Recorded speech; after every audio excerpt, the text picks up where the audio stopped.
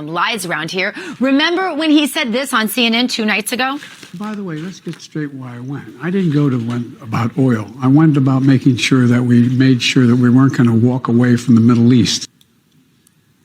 Well, today, the Saudis released a statement saying Biden did beg them to delay their oil production cuts until after, oh, you guessed it, the midterms. Was he trying to convince a foreign government to sway the midterm elections?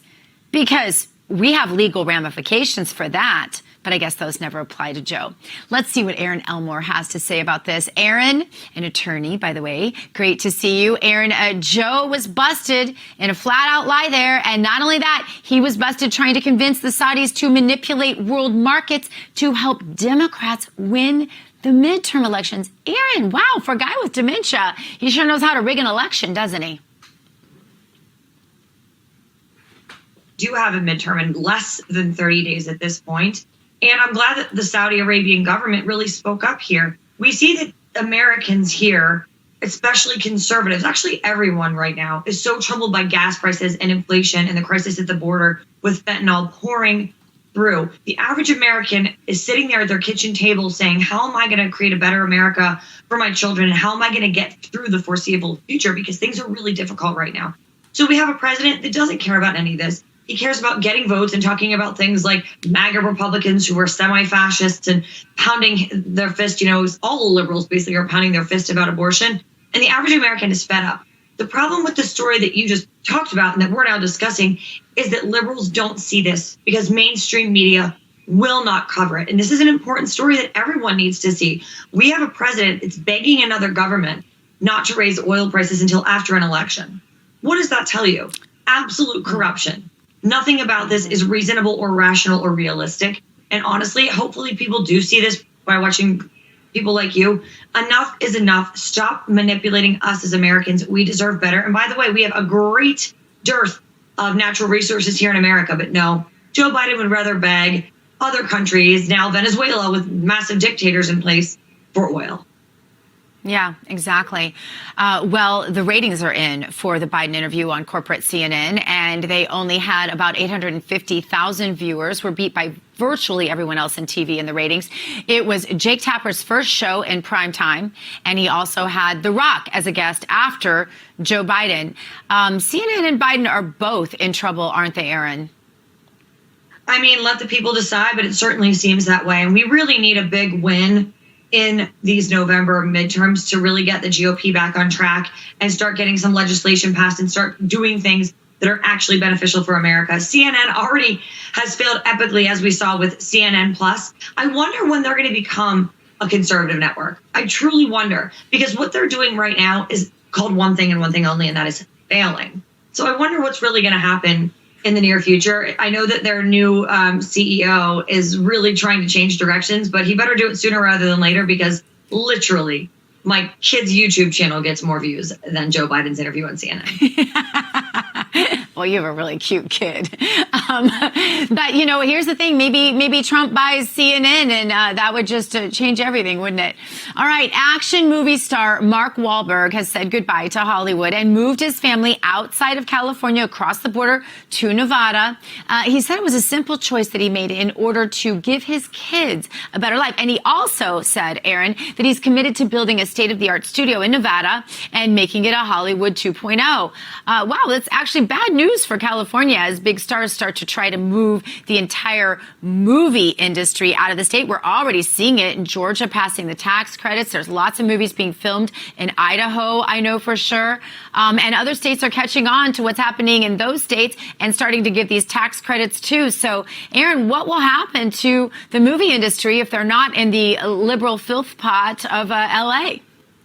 I mean, Hollywood in and of itself is a complete and utter cesspool, but people are leaving New York and California at a rapid pace. And I know Mark Walhberg is a pretty conservative guy, and I think he wants better for his family. That's why so many people have left these liberal cities and states. It's not just about taxes, and that's a huge factor, but it's what are my children learning in school? And we see in places like New York and California, they're pushing a very sexualized agenda on very young children, saying there's more than two genders, boys are competing in girls' sports. And I think a lot of people are finally saying enough is enough. And Mark Walhberg is one of those people Hopefully they'll get Adam Lex out there in Nevada in November and start turning these places more conservatively. We saw what used to happen is when these liberals left, they would bring their politics with them.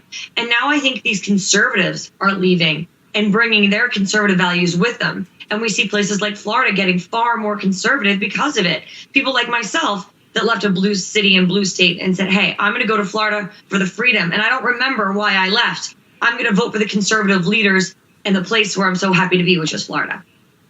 Yeah, well, I left California to come to Florida, so there you go. Another story about CNN, Erin. Electoral conditions are getting so bad for the Democrat Party that even CNN's New Day was forced to report on a new poll that shows African-American voters are souring on the Democrat Party. Watch. So take a look here. This is black voters' electoral preferences in pre-election polling. Look, black voters are the core part of the Democratic Party. And as you can see here in the race for Congress, look, they're still getting 74% support in the pre-election polling right now. But compare that to the final polling for 2020 president and 2018 Congress. Back in 2020, it was 84%, 85% in 2018. So you're clearly seeing right here that there is less support for Democratic candidates for Congress among African Americans. And you can look at the Republican column as well, and you can see that 12%, not exactly high, but that's actually the high watermark. It was 9% in 2020, 9% in 2018. So basically what was about a 75, 76 point margin is now down in the low 60s. So look, Democrats still well ahead with African Americans, but in a game in which you're trying to drive up margins, the margin among African Americans for Democrats is clearly down. They're worried, Erin. I mean, listen, we still have a big percentage of African Americans who are voting Democrat, but this is a big change. And I think a lot of Hispanic voters, a lot of African American voters are realizing this party was just using me for my vote and trying to pander to me by giving me free things.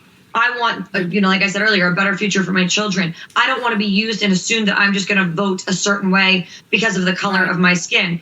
And the community that's been hurt the most by this defund the police movement is the African American inner city communities. Yep. And I think they're realizing this government does not care about me. I need to change the way that I vote.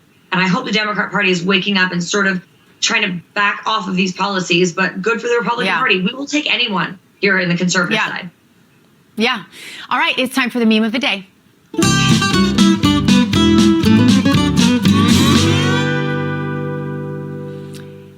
Inflation is getting so bad that it now takes 2 Karens to speak to the manager. Inflation really out of control, isn't it, Erin? Well, that's a funny one. I was just on an airplane yesterday with a couple of Karens, but we do see that inflation is soaring and everything costs twice as much. Hopefully you can find everything you need in that grocery store, but if you can't, I bet one of those Karens will direct you in the right place. That's right. Erin Elmore, thank you so much for joining us tonight. And thanks to everyone here at your new home for real news, Real America's Voice. I'm headed over to Mar-a-Lago now for an event for Missouri Attorney General and U.S. Senate candidate Eric Schmidt.